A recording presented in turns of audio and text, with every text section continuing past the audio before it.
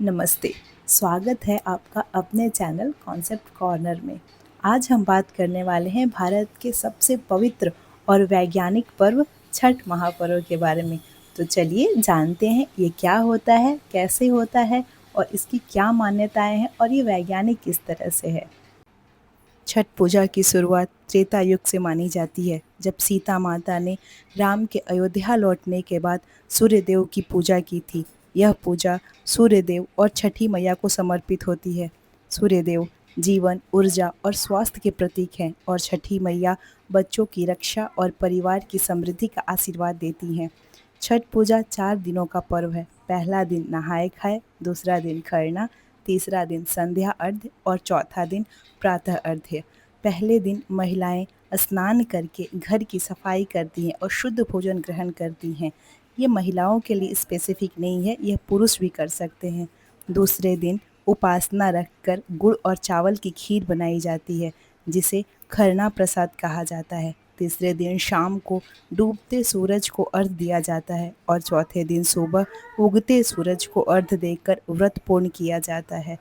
इस पूजा में सबसे महत्वपूर्ण है शुद्धता और अनुशासन।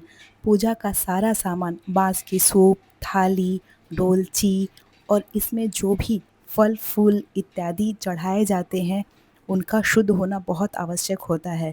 अर्थात जब वो बाहर से आते हैं तो उनको धोना, उनको सही जगह पर रखना, ये सब बहुत महत्वपूर्ण होता है।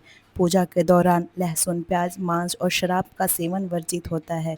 व्रती महिलाएं या पुरुष नए कपड़े पहनते हैं और पूरा परिवार नदी या तालाब या जहाँ संभव हो समुद्र के किनारे जा सूर्यदेव को अर्घ्य देते हैं। अगर हम इसके वैज्ञानिक और सामाजिक महत्व की बात करें तो छठ पूजा केवल धार्मिक ही नहीं बल्कि पर्यावरण और स्वास्थ्य से भी जुड़ा हुआ त्यौहार है। यह हमें सूर्य की ऊर्जा का महत्व सिखाता है और हमें प्रकृति के प्रति कृतज्ञ बनाता है। परिवार और समाज में एकता और पवित्रता का संदेश भी देता है। और यही रीज़न है कि भारत के मिनिस्ट्री ऑफ कल्चर ने छठ महापर्व को संगीत नाटक एकेडमी के माध्यम से IGNCA that means Indira Gandhi national centre for the art की भागीदारी से यूनेस्को की ICH सूची में नामांकन हेतु दिए गए प्रस्ताव को आगे बढ़ाया है।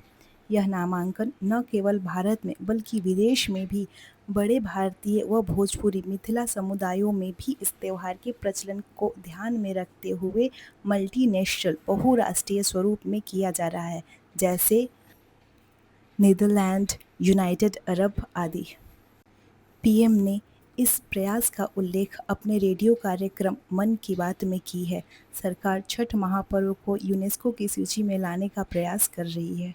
इससे लाभ यह होगा कि जब छठ को यूनेस्को की सूची में शामिल किया जाएगा तो छठ महापर्व को वैश्विक मान्यता मिलेगी, जिससे त्यौहार की गरिमा बढ़ेगी व इसे संरक्षण प्रोत्साहन मिलेगा।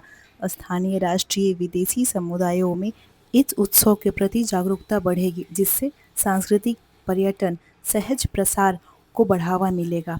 भविष्य की पीढ़ियों को इस परंपरा को सुरक्षित रखने, उसकी प्रथा रूप को दस्तावेजीकृत करने व प्रचारित करने में मदद मिलेगी। इस तरह से हम इसे अपने आने वाली जनरेशन को भी बता सकते हैं, समझा सकते हैं कि छठ महापर्व क्या होता है, इसकी प्राथमिकता क्या है और इसको किस शुद्धता और सादगी के साथ किया जाता है और किस तरह से इसको नेचर के लिए किया जाता है। क्योंकि आप देखते हैं कि हर तीज त्यौहार सब में प्रतिमा की पूजा होती है, लेकिन इस त्यौहार में साक्षात प्रकृति की पूजा होती है।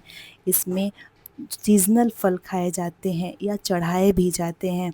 इस तरह से ये केवल एक समुदाय विशेष या राज्य विशेष का त्यौहार नहीं है, अपितु संपूर्ण मानव का त्यौहार है।